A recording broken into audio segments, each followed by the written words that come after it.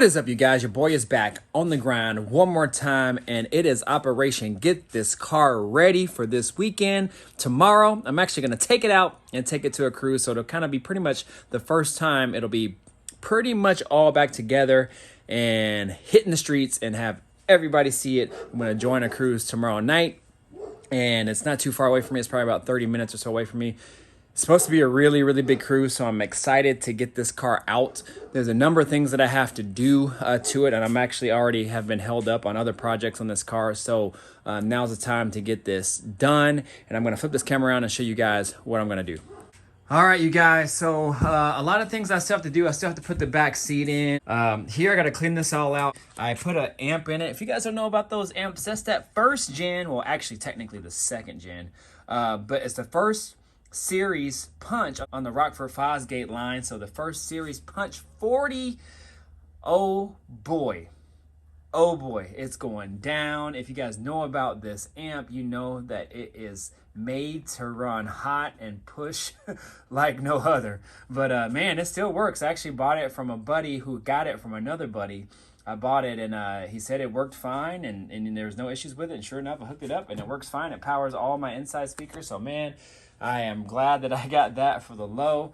So I had this idea. A buddy of mine actually sent me a photo of some rims that he was thinking about getting, and they're staggered. They actually look exactly like this, but they're US Mag brand. The fronts are, I think these are 8-inch wide, or they could be 9, I'm not really sure. But the fronts are like 20 by 8s, and the rear, the ones he's looking at, are 20 by 9.5.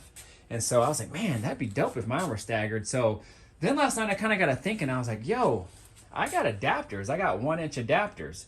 And I could probably make it look staggered by just using adapters and pushing them out a little bit. Now, I know some of you guys are going to say, oh man, you shouldn't use adapters and whatnot, and they're not safe and whatever. But I've actually been using adapters for quite some time. And if you use them correctly, meaning you get hub-centric adapters or hub-centric rings, and that way when you put them on, they don't have any wiggle room. And we'll talk a little bit more about that when we put the rims on, or we put the adapters on.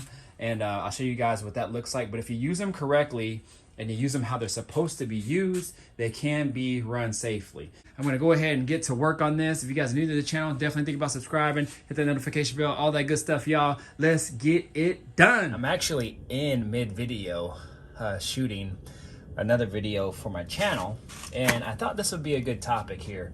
This is about wheel adapters or spacers, and I know there's a big misconception about wheel spacers and adapters. I personally have been using them for a long time, off and on, and they've worked fine for me. Before I really knew a whole lot about them and how to correctly run them, fortunately I have had good luck with them, but I know of some horror stories, and it can be bad if you run it incorrectly, which I have. But now that I know what to do and what to do correctly, they're far more efficient, they're far more safe. Now, in regards to this, the whole reason I'm making this video is because I had an idea. A buddy of mine sent me some wheels that look just like this. These are American Racing, except his were US Mag that he was looking at. He sent me a Craigslist ad. And the same exact wheels for the most part, except the ones that he sent me were staggered. They were 20 by 8 in the front, and then this is the rear, which on the ad that he sent me, the wheels for sale were 20 by 9.5. So they were staggered. So I was like, oh man, I wish I would have came up on those and seen those before I got these. But nonetheless, these are great wheels. They're just, I think they're about 20 by 8.5 or so all the way around. So I was like, a staggered look with these would look really good. And then I just had an idea that I knew I had wheel spacers, and I knew that I had a lot of room right here because I measured last night, and I have about 1.5 inches from tire to the inside of this flange, this lip, where the quarter panel kind of folds over where the trim sits. So I knew I at least have 1.5 inches or less of space of play to kind of bump the wheel out. So I was like, and I know I have 1-inch and 2-inch spacers. So why don't I just try to bump them out and see if I can get that look? Because, you know, it'd be nice to kind of have that more aggressive look. And if there's one thing that I don't like about this stance on the car is that this wheel is tucked far in. This fender right here, it's a unique fender. It kind of bows out, really unique lines on this car. And it's one of the few, if not the only one, A-bodies where it kind of has that bow in the back here, as you can see these lines here. Hopefully the camera picks it up, but that leaves a lot of space and a lot of room. And I came across some literature the other day that I think it was, I don't know if it's from GM or not, but it gives a range of how small of a wheel you can go up to how big of a wheel you can go. And I found that interesting that that statistic or that stat said you could fit a 24 by 9 inch rim in here. Now I know you could probably go wider than 9, but I just found it interesting that that spec was in, you know, some sort of manual or something like that. So that was interesting. But in any case, I just wanted to see if I could just bump this wheel out a little bit just to give it maybe a little bit more aggressive look, kind of give it that staggered look that I was going for, that I was wanting. I wanted to talk about these wheel spacers here and how to correctly run them. And this will make more sense when I have the wheel off. So this is a 1-inch adapter, and this is 5 by 4 3/4 to 5 by 4 3/4. Now you can get these in any size. Like say for example, if I bought a 5 by 5 bolt pattern, like a big GM bolt pattern, but I could go 5 by 4 3/4, which is mine, to a 5 by 5 if the rim is 5 by 5, and I can adapt it to my car. Well, what most people do is they just get these and they just throw them on the car, and you know, then they run them, and then, you know, 3-4 months down the road, one breaks or a wheel falls off or something, and they blame the adapter. Well, it probably was the adapter because it wasn't hub centric. So hub centric means that this center bore here, this circle has to sit perfectly and flush on the bore on the car. Now, that is what the car rides on, you guys. And so if anybody is, you know, listening to this for the first time and they didn't know that, the car, that bore sits inside of here, and that's what the car actually rides on. The weight of the car sits on that. These lugs, these studs, is what just holds the rim on. That's it. So if you think about it, if you just put this on and it's not hub centric, and then you slap on the rim, well, the only thing that the weight of the car is holding on is these. And it's no wonder why adapters would break, studs would break, and then they would get a bad rap. So with that being said, either you get hub centric rings, so this hub sits perfectly on your car, and they do also have a hub centric little flange or lip here to go to your specific rim, and you would just have to do some research and order that yourself. And let's just say I just had some generic ones like these. I think I got these from a buddy actually.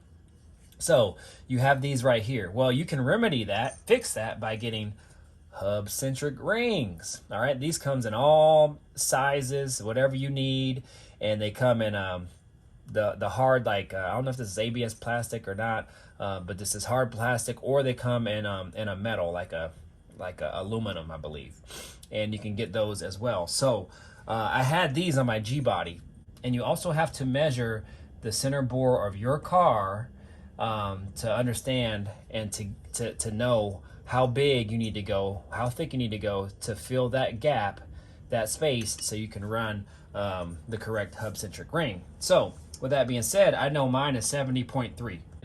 I had to order something that would fit on that. Now I don't want to go order a 70.3 because obviously it won't fit if I get the same size. So I want to go a little bit bigger. Now this one was for my G-body. This is 71.5. I'm about 1 full point above the space here. Now that should be okay. The space is going to be very minimal, but like I said, you don't want it too tight because you want the rim, or in this case the adapter, to come on and off. But anyways, you're going to want this a little bit bigger so it slides on and off, but so it also fills that void and sits on that bore there. So anyways, that's what you want to do to run adapters very efficient and the correct way. And also too, you have to be conscious about how hard you torque these, being that these are aluminum.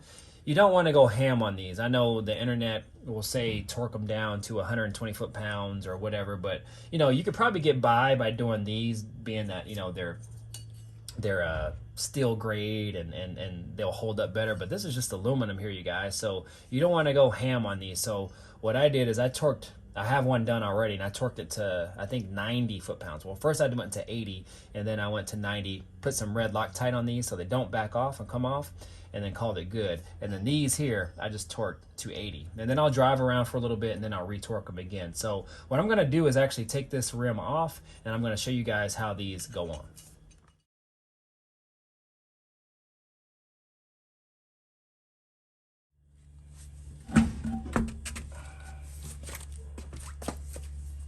We're looking directly at the bore right here. So this is what I'm talking about right here. So this is what the rim, what the weight of the car rides on the rim. So this has to be perfectly centered, perfectly setting right on that rim. So this is a hub-centric ring. This is what I was talking about. So let's just say this is the wheel. This has to slide right on snug, and this is what sits on the car. So that's what the rim rides on. And then these are just simply just to keep the wheel on the car, but the weight of the car rides on that. So as you can see, this hub-centric ring, there is a little bit of play, probably a little bit more than what I would like, but it would do. It will do. So I mean, I could go research for an hour and try to find one, but they come in so many different sizes, and to try to find the right one, you do have to spend some time to do it. But this will be just fine. I'm gonna go ahead and put this adapter on, and this is where people get into trouble. So you see how big this is here. You saw how thick this is right here. So by putting this on, now you can see all that space in here. I can dang near fit my fingertip in there. And look at all that play. So you can see if I just put lugs, or if I put lug nuts in here, and then one comes loose, another one comes loose, another one comes loose, and you're gonna get this right here. It's riding on nothing. It was just simply held in there by the lug nuts. So that is why you want to fill the void with these hub-centric rings. Now watch. So you turn this around, you have this ring.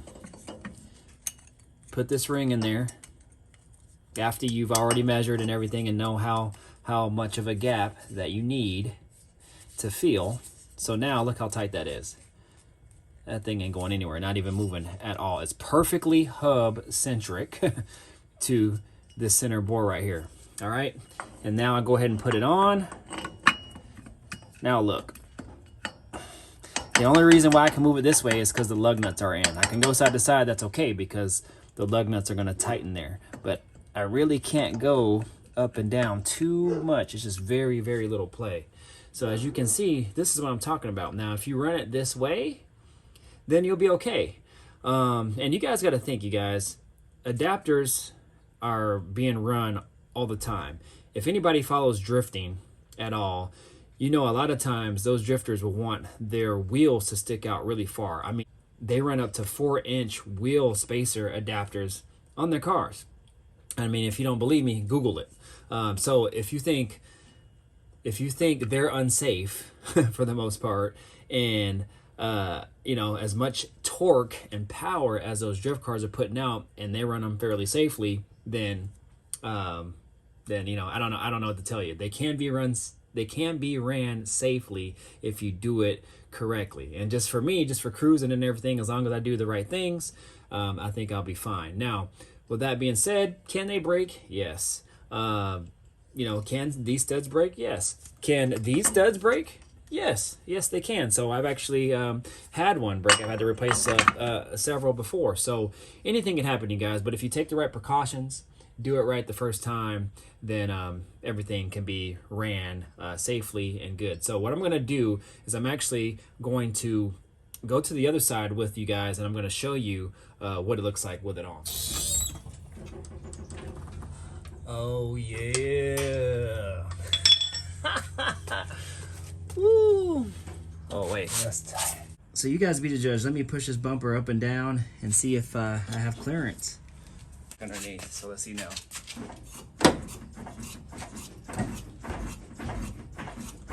Oh yeah. Yeah, I like that, you guys. I like it. I think it looks really good. And I wanted to push it out as well too, because the way the rear quarter is shaped on this car, it actually kind of bows out, if you guys can see right there, kind of how it bows out. So it leaves a lot of room to kind of tuck a wheel under there. And I think these adapters will help. I've definitely pushed it out more for sure.